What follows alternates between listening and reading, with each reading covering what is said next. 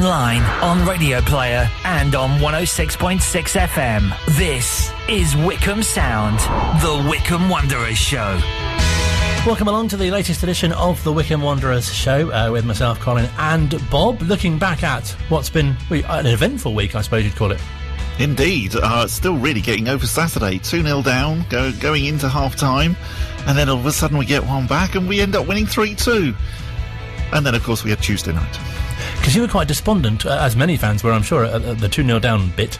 Yes, I was. And I'm not normally that despondent, but yes, I was. I did tweet a bit of a, that's sort of its type tweet. But as has happened throughout this season, as soon as I say something, then completely the opposite thing then happens. So actually, maybe I should do a few more despondent tweets. Please do. It was a fantastic feeling to get the win on Saturday, and it came on the back of a statement, 2 season ticket holders, from the chairman and owner Rob Couhig, which we'll be hearing from him speaking on Phil's Ringing the Blues podcast as well. That'll be later on this hour. And I think we have to as well think that actually Tuesday night we played really well. It was absolutely sickening to lose right at the very, very end as we did. But even so, it was a really, really good performance. We will tonight, of course, be hearing from Gareth Ainsworth, both his thoughts after the Huddersfield game and also after the Derby County game. And we'll also hear from Uche as well. And in our series of chatting to former players, goal-scoring hero Mark West joins us as well. Very much looking forward to chatting to him. Tom's with us as well, who you might have heard recently chatting to David Wheeler in a mental health special. Hello, sir. Oh. He's gone. That bit didn't go well then. Oh, he was there seconds ago. His mobile phone signal wasn't great, so we'll attempt to get him back shortly. I didn't realise that he did the sort of like sound effect noises, but they were quite impressive. We'll try and retrieve him shortly, but let's reflect on the win at Huddersfield, which was I can't remember whether I was just saying this or not, but I felt that a win was definitely coming, and Huddersfield felt like it could be the one. Yeah, I mean, I wasn't sure, to be honest.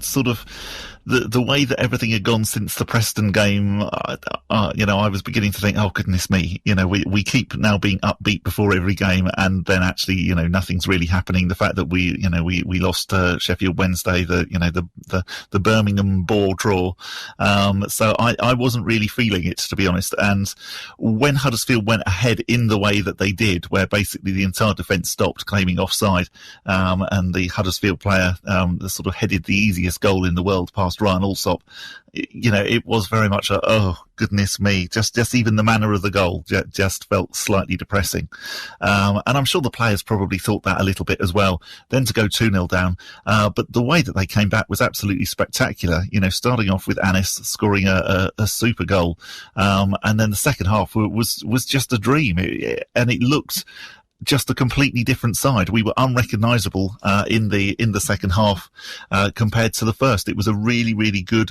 solid performance, and once again, and I know we've said this a lot, but we just looked like a team who absolutely 100% deserves to be competing in the Championship. It was really such a positive feeling as well, as you say. Not only the result, but the manner of the victory to come back from 2-0 down as well. Yeah, I mean, because that must have been so hard, just sort of mentally, to think, goodness me, we've struggled to come. We haven't really come back from 1-0 down, or we did in the Birmingham away game. But we've struggled whenever we've gone behind. To have gone behind by 2 goals in a game that, yes, Huddersfield aren't doing that well, and we possibly thought we would have done all right about it. We'd had the message from Rob Couhig. Everything was sort of like poised to, this was going to be a pivotal game, and to suddenly discover that we were 2-0 down, after 40 odd minutes, must have been really, really tough to actually come back from that. And the fact that we did, and in the manner that we did, was absolutely fantastic.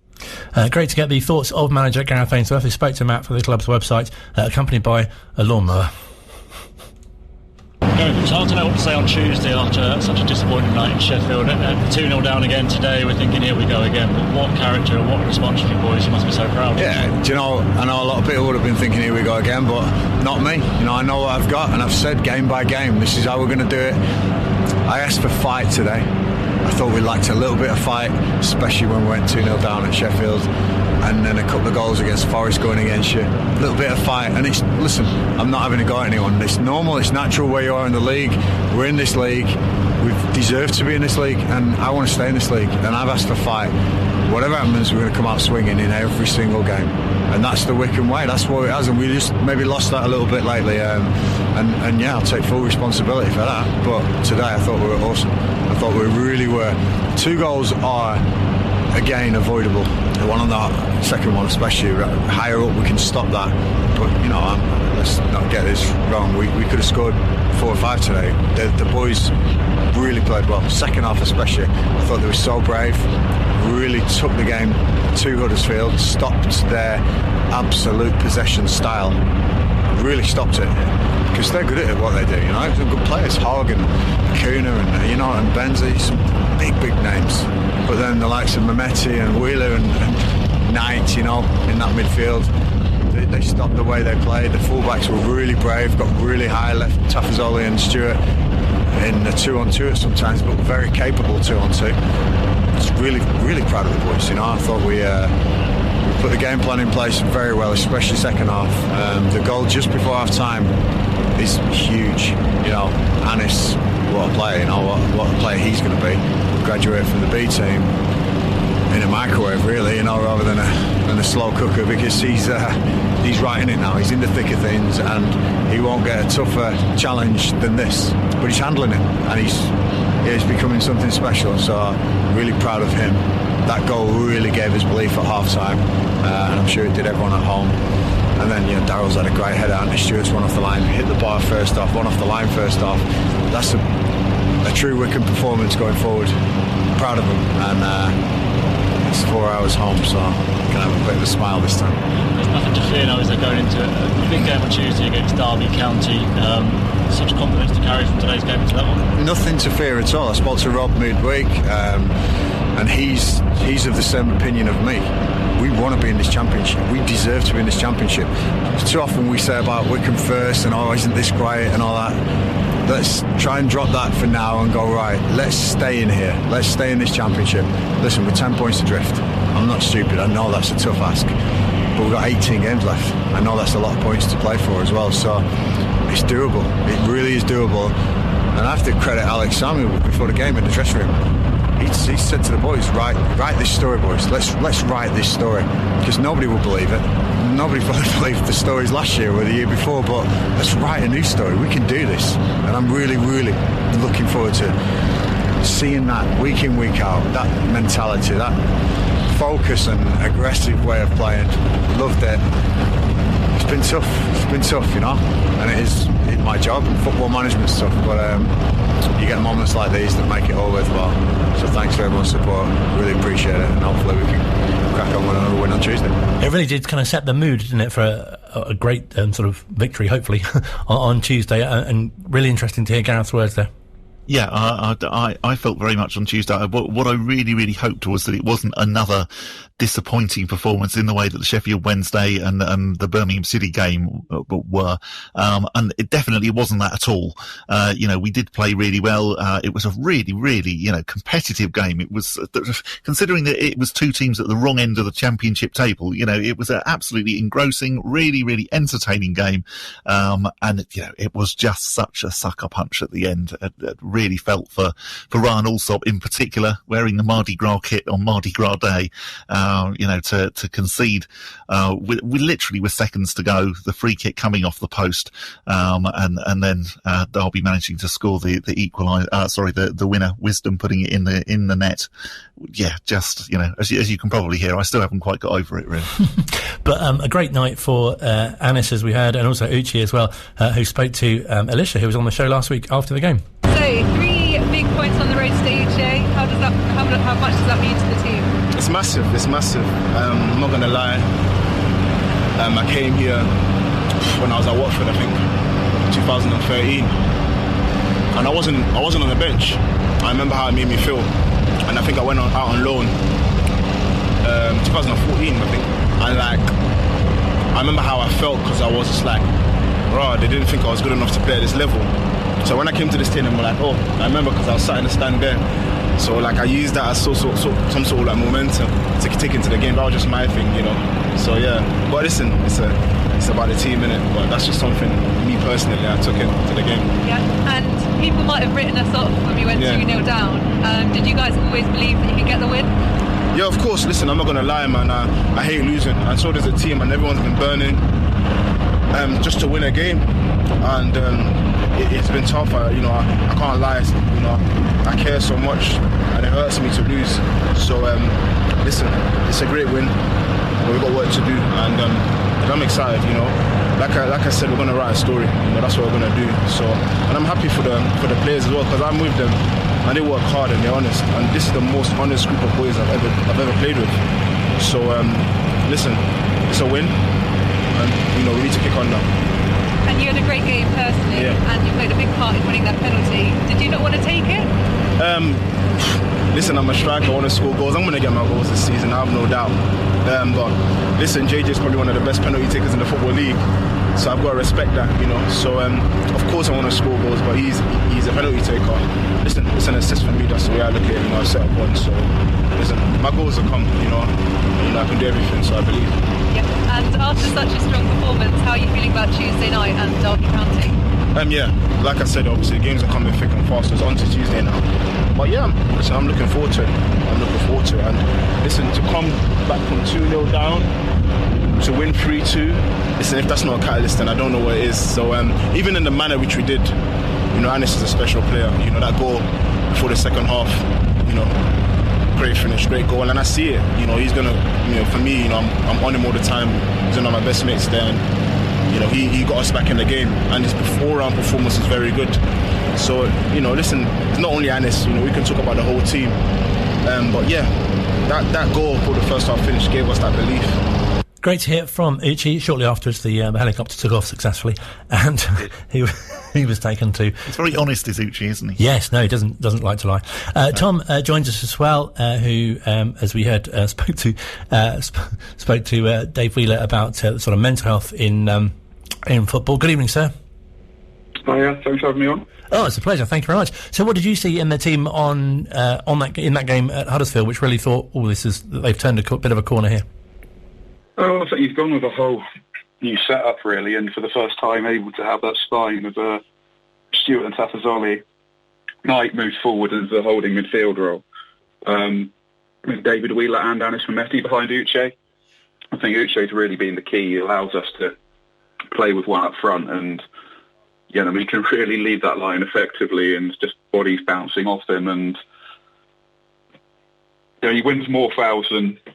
In fact, there's only one player in the top four divisions who wins more fouls than him at the moment, and that's Jack Grealish. And I think people know how much he gets kicked about. So that's the kind of level he's at in terms of what he's winning for us. And, his hold-up play is excellent. But actually runs, he can carry the ball surprisingly well and surprisingly quickly for a big man. I think it's always slightly surprising when you see someone of that size kind of put the afterburners on. And, he's already won a couple of penalties. Obviously took one on Tuesday night as well. He's been really key. You do have to wonder, had he been fit for, most of, if not all the season, where would we be? We'd probably be a little higher than we are, I think. Then you've got Anis Mehmeti, he's just a revelation, isn't he? Comes in as this B-team signing, pretty much straight into the first team. In and out, but now he's really established himself. I'd say David Wheeler's probably the key player in it, though, apart from Uche, in that he can really shuttle between the lines of midfield. It's either a 4-1-4-1, or he can drop back and support Knight accordingly. But it'll get on the end of crosses as well, and he went close against Derby, scored against Cardiff, which was... that's the first time he tried that system. So now we've played at these last couple of games, the team looks a lot more balanced. I think we've got some identity back, and hopefully we can keep everyone fit and push on from here, despite the disappointment on Tuesday. I think David Wheeler is a really interesting point in that I think he's one of those players who actually he's quite quiet in what he does, but actually he's vital to the team. Yeah, I think he can go under the radar because he doesn't necessarily do the spectacular. Yeah. But he's an excellent header of the ball. Good passer as well. He won't always look for the Hollywood pass, but he'll make progressive passes and sensible passes. And yeah, he can be depended on to play pretty much anywhere. I mean, last season he was more of a winger. This season he's definitely become much more of a midfielder. But yeah, and he's that threat in the box as well. And I think you make a really interesting point with regards to Uche winning the free kicks. And I've always felt that Bayo doesn't get the free kicks that he deserved, and it seems that Uche actually does.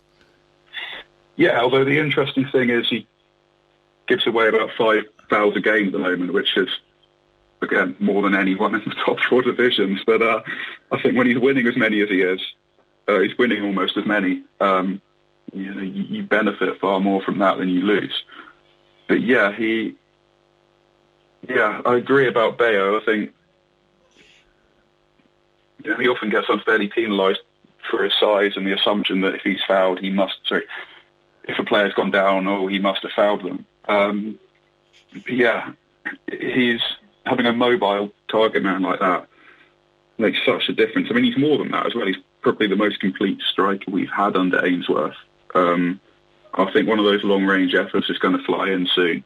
Came close again on Tuesday. I think he's just maybe feels he has a point to prove.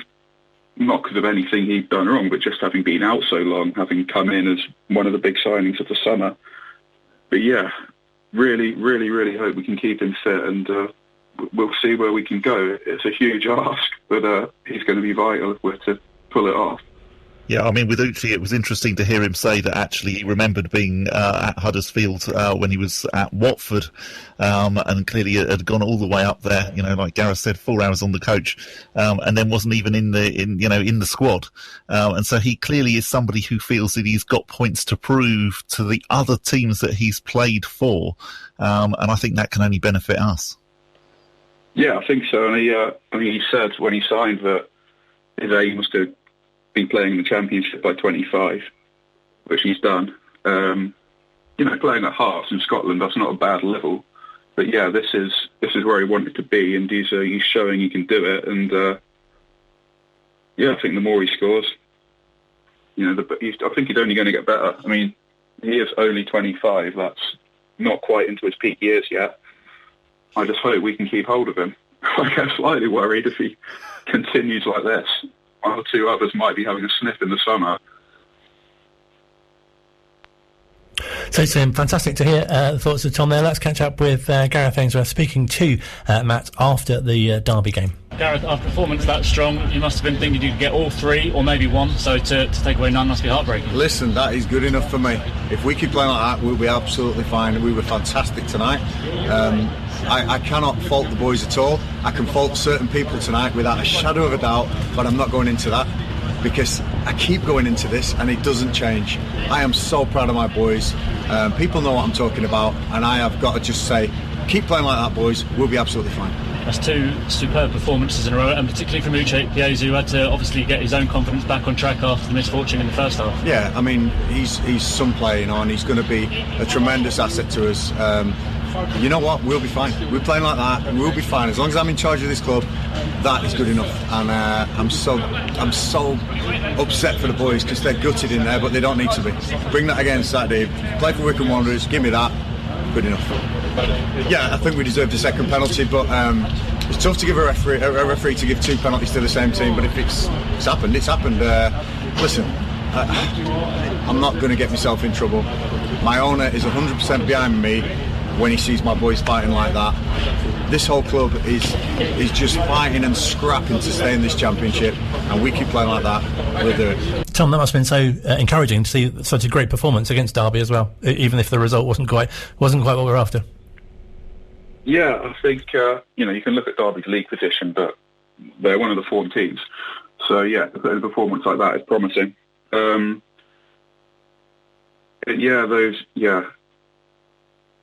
not going to get in trouble by mentioning the decisions, but I don't want to talk about them because I've gone through that already, and it just makes it even harder to take, I think.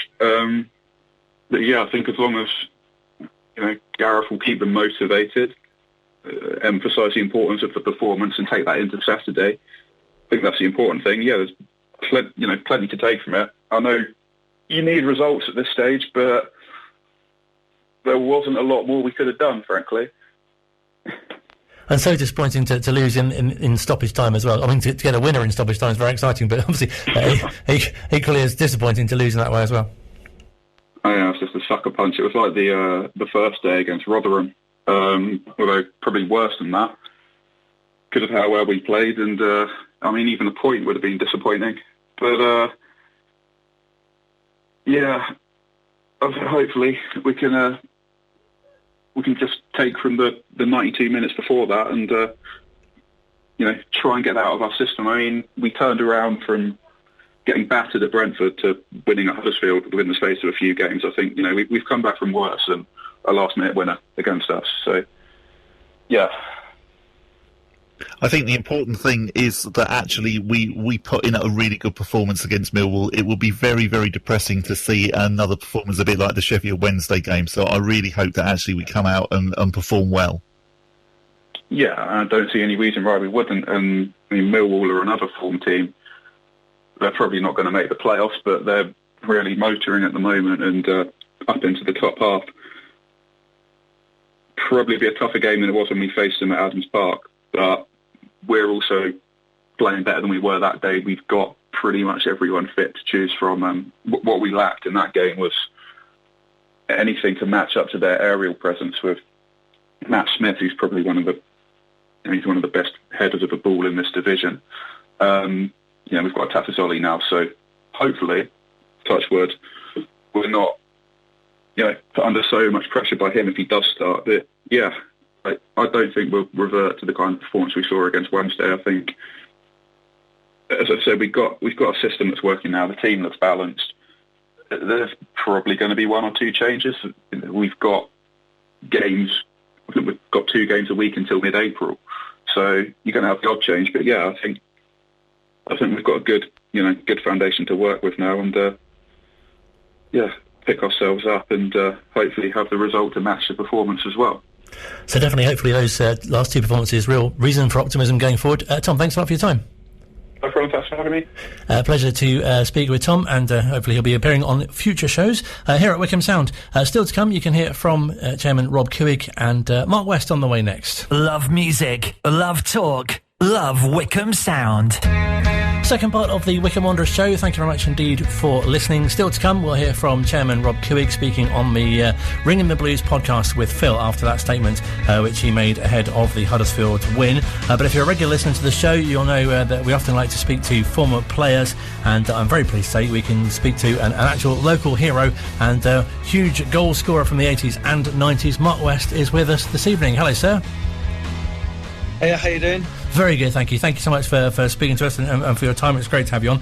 You must be very sort of pleased with the way that the team are doing at the moment, having contributed so well yourself, laying the foundations, if you like.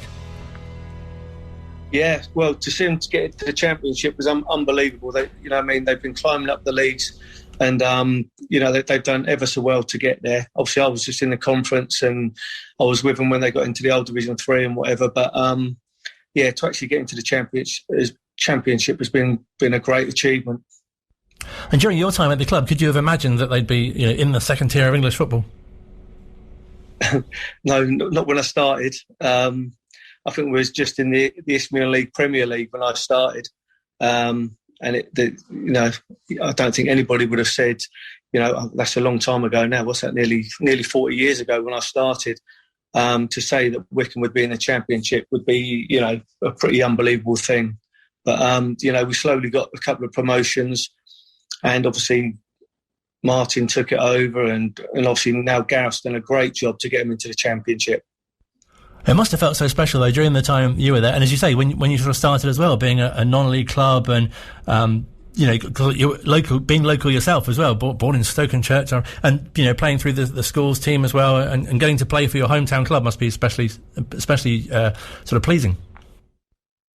Yeah, obviously it started with the Wycombe Schoolboys, the district, under 15s. And then obviously I was at West Ham for a little while, and then come back and started playing for Wycombe when I was 18. Always had good crowds. It was a bit different playing at Lokes Park with it on the slope. And then obviously it just became a little bit more professional. We started winning games, and we got a promotion into the conference. And obviously, then we got the move to the new ground, and that's when things sort of kicked off. And yeah, really being one of the local lads, there weren't many of us. It started when I first joined the club. Nearly everybody was from around Wycombe and Oxford area, and then it slowly changed, and everybody started coming from London, from the Midlands, and from farther afield. And yeah, I was probably the last local lad left when we moved to the new ground. So yeah, it was really nice. Well, for those of us who don't actually, who weren't lucky enough to go to Lokes Park, and Colin was one who was lucky enough to go, just tell us what the difference was between Lokes Park and then going to Adams Park. Well, Lokes Park had a slope. I'm not sure how big it was, but from side to side, it must have been about 30 foot from one side to the other, from the top to the bottom. So, the pitch was always nice, but it was a bit different playing on a massive slope and then going to play on a carpet, which all of a sudden we went from probably having 800 or 900 to 2,500 people every week. So it was lovely. And did you use the slope to your advantage? Was that something that actually benefited the home team, or was it a pain to play on really for both sides? I think it was just a pain for both teams, really. I don't think it really mattered which way you were kicking, or, we probably learned how to take a corner and play up the top of the hill a little bit more. But, I don't think it was a great advantage. I think people might have said it was, but I don't think it was. But it was much nicer when obviously we moved to the new ground at Adams Park, and the pitch was flat, and like I say, we got another 2,000 people come to start watching, and obviously then, we done really well and got to Wembley and things like that, and it was great for the town. It must have been such a sort of proud feeling for you to have scored so many goals that you had, and on that sort of club's roll of honour, if you like. I think third, in fact, with your 251 goals in total. Yeah, no, I was quite lucky. I played in some good sides with a lot of good players, and scored quite a few goals. I'm not sure I was top scorer for a few years, but when you play with good players, it does help. They put good crosses in and make good chances for you. And, obviously I scored the first goal at Adams Park as well against Nottingham Forest. I think that was, how long was that, 30 years ago? It's a long time ago now. So, it was really pleasing. Does it feel like a long time ago? Does it feel like only yesterday? I think when you look in the mirror, it seems a long time ago. So, it doesn't seem that long ago, actually. It seems funny. When you actually watch it on the telly now and you see Wycombe playing, and you see the ground and everything, I think it seems like yesterday that you were playing. But like I say, it was 30 years ago when we got there, and it just seems to have gone so fast. Are there particular goals and games that stand out? Obviously, the FA Trophy final winner must have been pretty special. Yeah, no, to get to Wembley for the first time and scored a winning goal in the final. I think it was about 35,000 people there. The whole town seemed to have, walking around Wycombe. Everybody was talking about it, and it was just a great achievement and that was one of the first achievements for the club, really. And I don't think they've looked back for the last 30 years, really. They just moved on, taken great steps, and they just keep improving, which is, like I say, it's a pretty unbelievable thing that they've done to get into the Championship now. And did you notice at the time the change, if you like, from playing teams like Kettering, and then all of a sudden you're, in the much higher, well, not what must have felt like a much higher level? Yeah, I think it is a bit weird. You go into places and playing in front of 200 or 300 people, then all of a sudden you go into grounds and there's 4,000 or 5,000 people. At home, all of a sudden the crowds, it just gets a lot more professional. Training becomes harder, you have to be fitter. The players they bring in are better. And like I say, everybody has to move on, and, your time comes when it's your turn to be, taken by somebody else. But, these things happen, and, I think it just got more and more professional as the years went on, really. And it must have been such an interesting time when players were going to that sort of full-time level as well and getting full-time contracts. Yeah, obviously when they went full-time and stuff. And then obviously players are doing well, and Steve Guppy went to, where did he go to? He went to Leicester, and Keith Scott got on move to Swindon. And, you see players start moving and playing, even higher than when Wycombe were, which, that's a good achievements for those sort of players as well. And it must have felt so good, for yourself at the time, people singing your name behind the goal and stuff. And as I say, that the goal, records that you set, and you must have been so proud of what you achieved during those years. Yeah, like when you're playing, you take it for granted, I think, a little bit. You just turn up every week and you play in front of a few people. And, at the time, things were going well for me. I was just scoring goals, and, people like people that when you're doing well, people sort of always give you a little pat on the back. But, there were times when I missed a few, and, people call you a few names, but you have to take that sometimes. But yeah, most of the time it was quite nice because, like I say, when you're playing with good players and they keep creating opportunities for you, and you keep getting on the end of it, whether it's a 2-yarder or a 20-yarder or a penalty, it's always lovely to score a goal. And I think most people remember goal scorers rather than midfielders and stuff. So, yeah, I was lucky enough to be a goal scorer, and I scored quite a few. Mark, when they're singing your name, are you aware of that? As we heard from David Weeder a few weeks ago, where he was very much saying that actually when you're playing a match, you're in the zone, and unless maybe you've scored a goal, you don't necessarily notice the crowd. So when they're all chanting and singing your songs, do you have a little grin on your face, or are you really not noticing? Yeah, I think you do. It's always nice, if you scored a goal and all of a sudden the crowd starts singing your name, or even when you come out to warm up, and they start singing your name as you come out. It's lovely. That's what you want to hear. You want people to be cheering for you. And I think, yeah, you are in the zone when you're playing. You hear the odd thing, but when they start singing about you and stuff like that, it is lovely. And what's it like playing under the different managers? So obviously, there were a couple during your time there. I had a few. I'm not sure that was me or them. I think they all brought their own different things to the club. I think we had started off with Paul Bench and Alan Gain. They started with a lot of local lads, and then Jim Kelman come in and brought a lot of. He was the one who started bringing players in from further afield. And then obviously when Martin took over, he changed it and it became a lot more professional. I think he gave the players a lot more belief in how, we were sort of a top half of the conference when Martin took over. And I think he brought in a few good players just to cement what we were doing, really. And I think that's what it was that actually got us promoted. But each manager brings their own little bit. And, to manage at Wycombe, you've got to be a good manager anyway.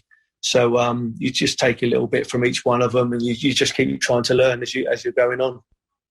And what happened to you after your time at the club? Because you went on to play for Slough and also for Tame as well.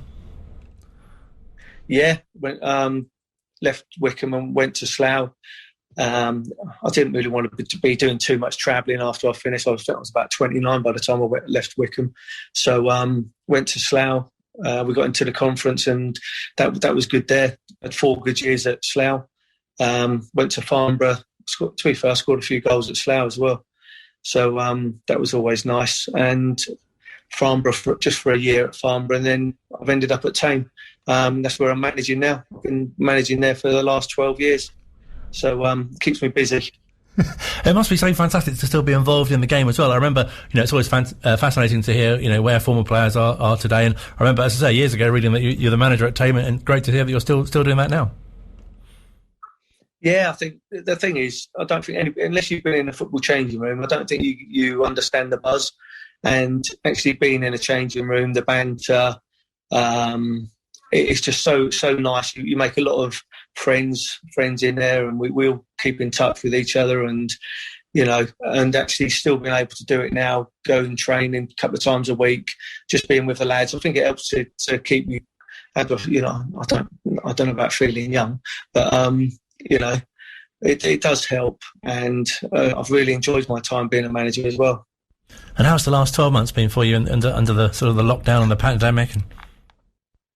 Very difficult, because obviously we did start in the summer, and the season sort of started, and we've not played since November now.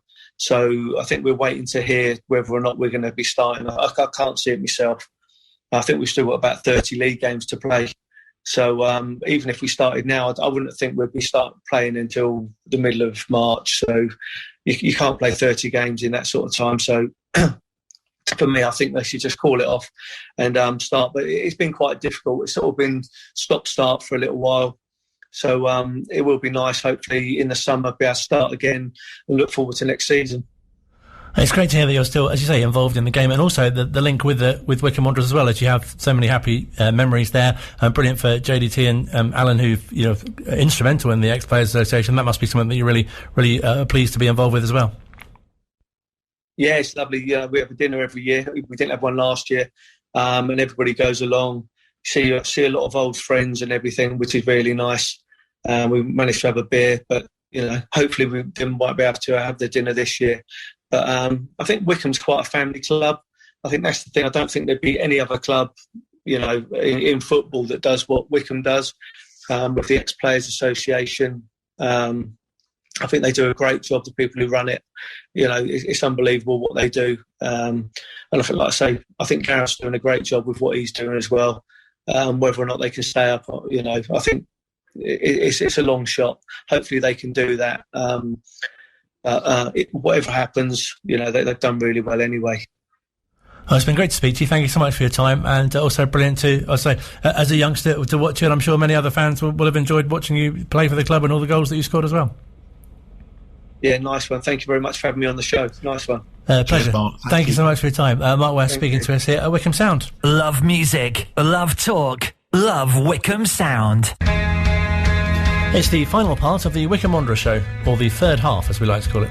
Extra time, as it can be known as well. Brilliant to speak to Mark West. There is something a bit special, isn't it, about getting to speak to players who you've seen play.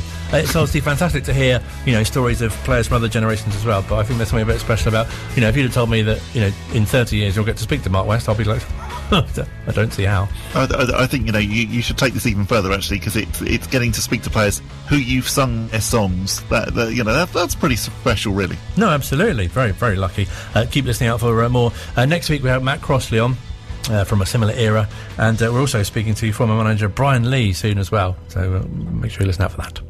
Now, it was very interesting what Mark was saying about Tame and the season, because we're just getting a bit of breaking news in that the National League North and South, their season has been declared null and void this evening. Following voting from the clubs, the season has ended. There will be no promotion, no relegation to or from the National League North and South. Now, clearly, clubs like Tame are below that, but I would think that because such a high-profile non-league league has decided that the other leagues will probably just fall into line, and I would assume that actually we will be hearing that the Southern Isthmian leagues, etc., will also, the Hellenic League, I would imagine, will also be postponing their seasons, or rather cancelling their seasons, saying that they're null and void, and basically that they're going to start again in August, which was kind of what Mark was saying that he was expecting as well.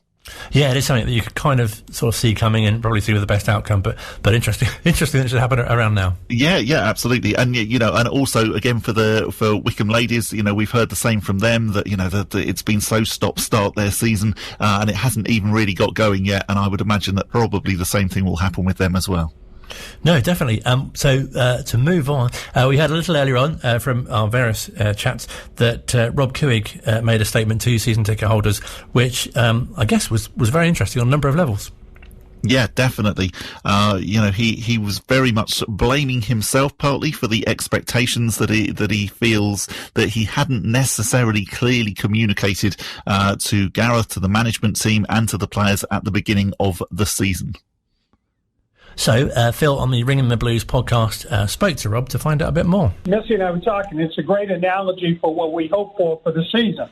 We dug ourselves a hell of a hole after the first 7 games, but if you come back, that's all that matters. Right, Rob, so this statement that came out the other day, you can almost claim an assist for this victory, can't you? Because it's been a big change in the recent run of form.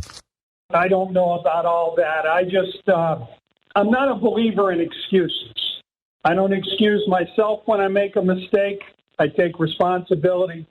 I have a great working relationship with Gareth and Davo and Pete and Andrew.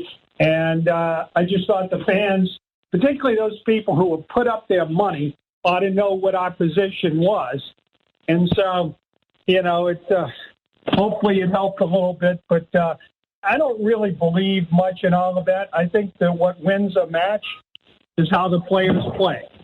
Having some 70-year-old guy exonerate them or excoriate them doesn't make much difference. What matters is how they play, and they played fantastic. Now, Rob, on that statement, you said that you'd come to the realisation that you had failed the club by not forcefully articulating your expectations for the season. I mean, you've always been fairly optimistic with me and the other fans by saying that, you expect Wycombe to stay up in the Championship. Do you think that we perhaps maybe, with our sort of British cynicism, just thought, oh, that's just an optimist? But, talk to me about what's made you make that statement. Why do you think you failed the club in that way? Well, I think I fell into the same habit a lot of our fans fell into, which is getting sort of impressed with ourselves that, my gosh, look at us. We're in the Championship. I was reminded as a young lawyer when I had a huge case against a guy who had been practicing law 40 years. And there was a temptation on my part to talk about, oh, my gosh, I'm going against Mr. Smith, who's been doing it forever and has a great reputation. And my client told me he wasn't paying me for anything other than my performance. He didn't care who I was going against. I better win the case. And I realized I have an obligation to this club, to these players, to Gareth, to Dabo, the whole staff, to make sure they understand we're in this thing to produce real results. So that led to conversations I had with Andrew, with Pete, Dabo, and Gareth all individually and then combined. And I just felt like it was as good a time as any to make sure everybody knows you can't be afraid of success.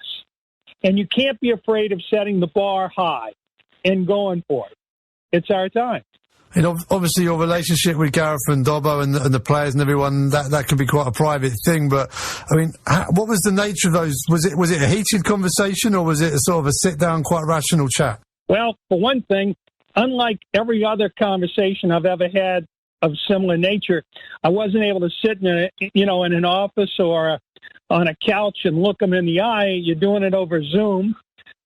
It was very rational. There was no raising of voices or anything like that. Everybody's kind of gotten to know me a little bit. They've gotten to know me better over the past month. And again, I don't want to make the excuse of I'm 4,500 miles away. But in their defense, I think it's been hard for them to judge me because you get it on a conversation or two, not on a everyday stuff. Last year, Phil, I used to have coffee with Gareth once, twice, 3 times a week when I was there 1 week a month. I've been there exactly once since I bought the club. So it's hard. And communication means a lot. And I'm in the communication business in my other trade. And I just felt like it was important for me to talk to these guys and communicate. Since you and Pete and Missy have been involved in the club, it's been a tremendous success in terms of the promotion into the Championship. But you often really learn about people when things are going against you in terms of results, and this is your first sort of real sticky spell of results. A lot of Wycombe fans expected it to be difficult, though, in the Championship, but I sense there's a cultural difference between you and a lot of British and English and Wycombe fans in the fact that you are saying that you fully expect Wycombe to stay in the Championship. You really mean it, don't you? I do. Why wouldn't we?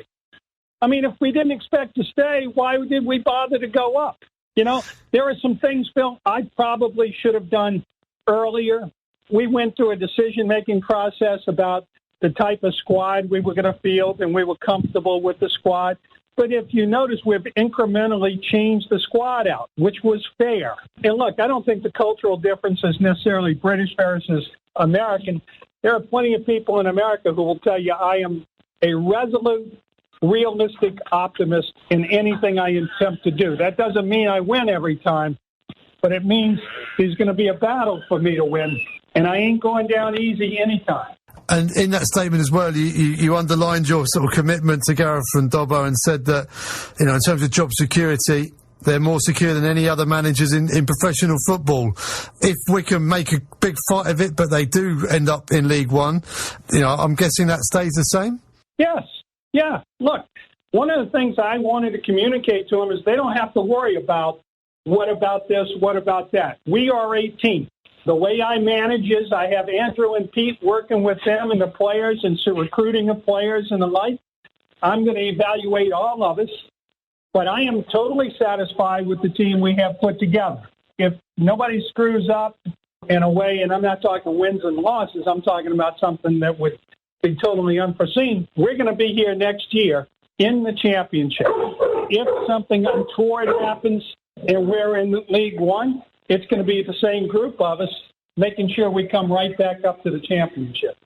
And I was really taken with your last sentence of that statement before today's game. We have 19 games left. We have to cover a bit of ground. It will be done. Hang on and believe. It's going to be fun. Well, it was almost pathetic because today was a lot of fun, wasn't it? Well, certainly the second half was more fun than the first, but yes. But even in the first half, and again, I don't claim expertise on team play and the like, but to me, the team looked like it was having fun. It was playing aggressively. It was going for it. And we easily could have scored in that first half.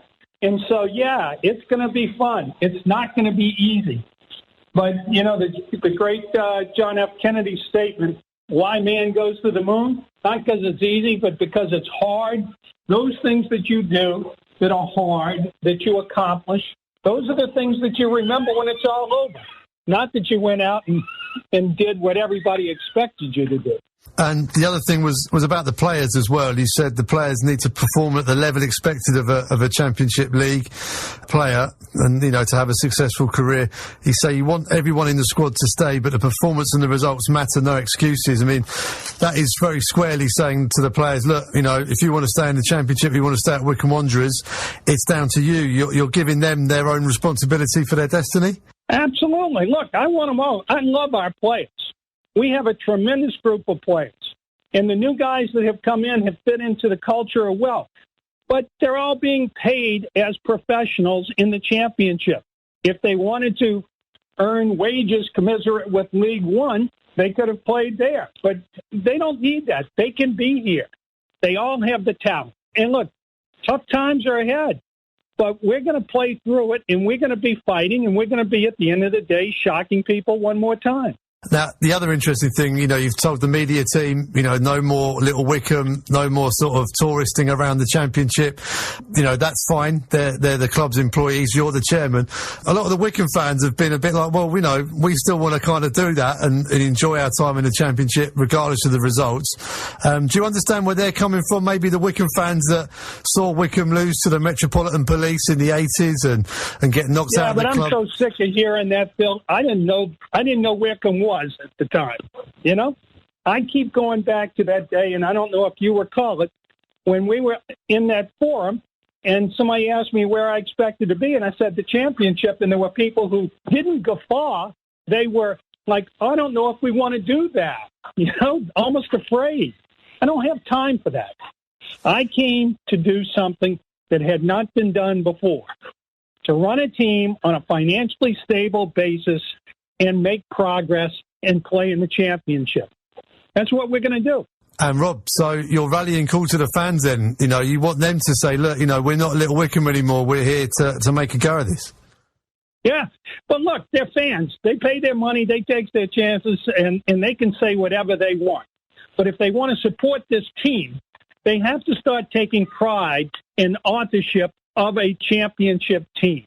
They can't look around because that permeates the atmosphere. That's why I asked the media team, let's get past it. Let's recognize ourselves. We were the only team going around talking like that. I looked around at what other media people do.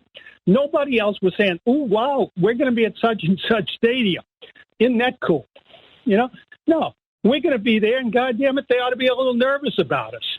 And in terms of the contract extensions that have been handed out to Wycombe players as well, I'm guessing that they're structured regardless of regarding what league Wycombe will be in next season.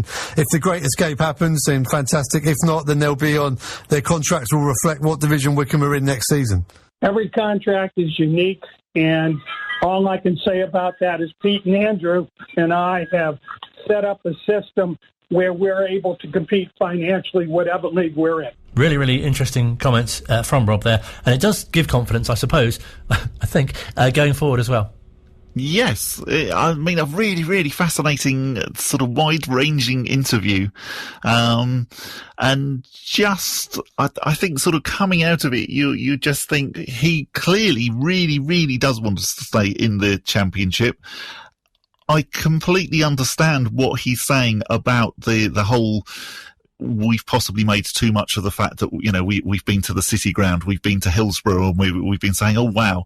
But I think at the same time, he has to appreciate actually that, you know, exactly as Mark West was saying, just where Wycombe have come from and the fact that there are fans of a certain age who, you know, well remember the Isthmian League days. Of course. And so it is amazing to us that we are in, you know, that we are playing these teams, you know, that we're going to the City Ground because, goodness me, whilst we were in the Isthmian League, Nottingham Forest were winning the European Cup twice. And so that, you know, that is why it's quite mind-blowing to Chairboys fans. But at the same time, yeah, okay, fair enough. You know, we are in the Championship on merit. These aren't FA Cup games that we're playing. We haven't got a lucky draw. So, you know, yeah, I completely understand the point he makes. So it does seem such a jump, doesn't it? As I mentioned to Mark about playing, you know, teams like Kettering and Northwich Victoria and Fisher Athletic, and you know, all that, and now we're playing, as you say, Nottingham Forest and Sheffield Wednesday. Exactly. I mean, if I was speaking to Rob, I think I would say to him, knowing that he's got a baseball background, knowing that he was in charge of the New Orleans Zephyrs, I think they were called, which is like a minor league baseball team in America. It would be a little bit like them, and baseball doesn't have an equivalent competition to the FA Cup, but if they did, it would be like them drawing the New York Yankees and going to play in Yankee Stadium, or going to, say, Fenway Park, or going to Wrigley Field, some of the real sort of like iconic ball club ball stadiums in America. That sort of is the equivalent thing. But as I say, yes, fair enough, you know, and maybe we should, or he should have considered that sort of like, first of all, you know, back in September, and said to the whole club, you know, look, we're not going to make too much of the fact that, you know, wow, isn't it amazing that we're in the Championship? Let's just actually very much be, well, hey, you know, yeah, we're here on merit. I really liked what he said about when he was a lawyer and taking on the guy who'd like got 40 years experience. Definitely. And, you know, and again, you know, your client would not be very pleased if you were in the courtroom just saying, wow, you know, goodness me, I'm going up against this lawyer of 40 years. You know, if he's defending you, you know, or whatever, you would just want him to do his job. So fair enough, you know, completely get where he's coming from. So overall, how would you assess your optimism after the last two performances heading into these next sort of run of games? Because as mentioned, February remains still quite important. It does. It really does. The fact that Millwall have won their last 3 games, it's going to be tough. But, you know, every game really here on in is going to be tough. They're currently 11th with 41 points. However, you know, clearly our performances over, particularly the last 2 games, you know, Huddersfield was an absolute wonderful result, and the Derby performance was really, really good. And really, we deserved definitely a point, if not all 3, and the fact we didn't get any was just heartbreaking. But yeah, I think we can go into the Millwall game with a lot of optimism. Big thank you very much to everyone for contributing this week. We're back at the same time next week here at Wycombe Sound.